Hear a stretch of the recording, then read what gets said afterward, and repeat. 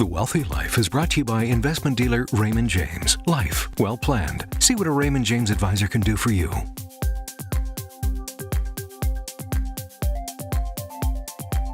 We're back. With us today is Debbie Wong, a financial planner and chartered accountant with some tax tips to share. Welcome to the show, Debbie. Thanks, Sybil. Tell me a little bit about your background. Well, prior to my current position, I was a tax manager at one of the big four accounting firms, and I got involved with cross-border personal and expatriate tax there. And then I moved into the financial services industry about 12 years ago and was a tax reporting manager. And about 3 years ago, I decided I could add a lot more value to the firm and our advisors by joining the retirement and financial planning department. Oh, so you're a tax lover, are you? Or you like to save taxes? That's right. I mean, personal tax affects everyone, so I like to try to find ways to save taxes as well as find ways to invest money in a tax-efficient way. Well, who doesn't love that? Everybody loves that. And, you know, the laws are always changing, so that keeps things exciting for tax nerds like me. Oh, good. Well, I'm a numbers nerd. You're a tax nerd. We'll get along just great. What are some of the top tax tips that you have for families? So I would first say that the Tfsa is a great account for people to invest their money because it earns tax-free investment income. And for those who don't know what a Tfsa is, it's a tax-free savings account. Right. So for a family, a Canadian resident is entitled to a Tfsa as long as they're 18 years old and they have a social insurance number. So if you have children who are age 18 already, you could certainly open up a Tfsa for them, or you can give them money to open up their own Tfsa. So that's one way of sharing the investments around with the family and minimizing investment income tax. Because the money that goes into the tax-free savings account, you don't pay any taxes on that. It can grow tax-free and you pull it out tax-free. That's right. Now, you mentioned the age 18, which is federally, but each province has a different age of majority.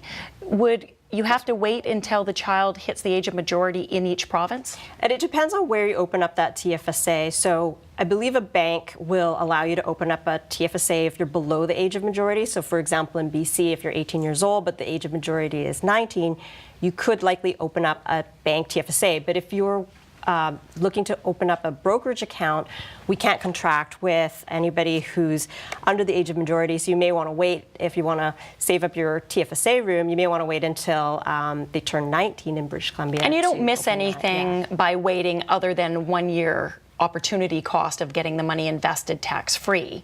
That's right. The contribution room is carried forward if you didn't use it. What are some of the other tax tips that you have for families? So RESPs to me are a total no-brainer for families with children, because essentially the government is going to give you free money to fund your child's post-secondary education. I like free money. Exactly. Who doesn't like free money, right? So essentially, the way it works is that the government will match 20% of your contributions that you put into an RESP account. So for example, if I opened up an RESP, and I put $2,500 into it, the federal government is going to put $500 into that account. And if I contribute annually that same amount, I'm going to be able to max out the total lifetime contribution limit of $7,200 that the federal government will give me. Wow, that's great incentive, plus all the growth that you're going to get on that grant money over the years that it's invested. Right, it's tax deferred. And so I think the great thing about an RESP is that it's not income tested. So even if you know, your parents are wealthy, each child is still entitled to that $7,200. And if you happen to be in a low to mid income family, you are eligible for potentially some additional RESP grants. Great. Yeah. So there's even more money available there. Right. What about things like medical expenses and certain deductions that people have? There's a lot of tax credits that are related to children. So things like medical expenses, you can claim for your children, transit passes for your children. You can? That's right. Really? If they're age 19 or under at the end, on December 31st, you can claim their transit passes. There's children's arts programs and children's fitness programs. So these things really add up. So if you have to remember to save all your receipts, gather them together, consolidate it on one spouse's tax return, and that will maximize your tax credit claims. Now, do you have a list of all of these somewhere? Yeah, we can certainly provide a list. That's great. So if any of you want a full list of all these tax-saving tips, just contact us at thewealthylife.com and we'll make sure we get that out to you after. What about some tips for seniors? Seniors, well, if you're a senior couple, there are lots of income splitting things that you can take advantage of, and the first one is Cpp sharing. So the way that this works is that both spouses have to be age 60, and they need to apply with Services Canada to share their CPP. And the reason why you have to do this at source to actually split your payments is because you cannot actually elect to split your CPP on your tax return. So it's one of those types of pension incomes that is not splittable on the tax return, so it's better to split it at source, and then that way you can reduce your taxes. And how does that work exactly? Because not everyone may understand why splitting income matters.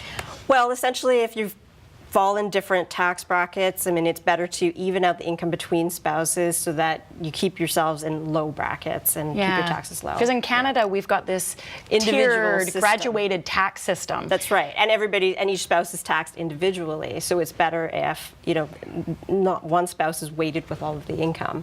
Yeah, so you can take some from the higher tax bracket, move it into the lower tax bracket, and as a family, that could add up to hundreds or even thousands of dollars, depending on the size of the pension split. That's right. Now, with the CPP, it may not add up to a ton, no. But pension splitting is another tax-saving opportunity, isn't it? So if you're a senior couple as well, you can split up to 50% of your pension income, eligible pension income, with your spouse. So what you can split depends on your age and the type of income. So, for example, RIF income and annuity income from registered plans, you can split that with your spouse if you're age 65 or over. However, if you happen to be receiving employer pension income, or what we call RPP income, you don't even have to be age 65 in order to split that with your spouse.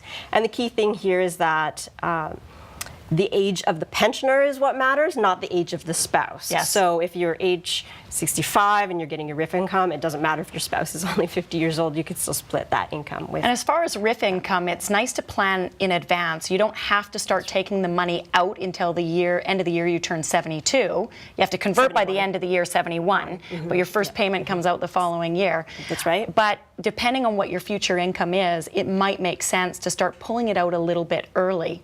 You know, there are so many more tax tips I'm sure you have, so I'm going to make sure we follow up after and get a complete list and a good document that can help our viewers. Okay. Debbie, thank you so much for being on the show today. Thanks for having me, Sybil. When we return, find out how to increase your cash flow, because who doesn't want to have a little more money?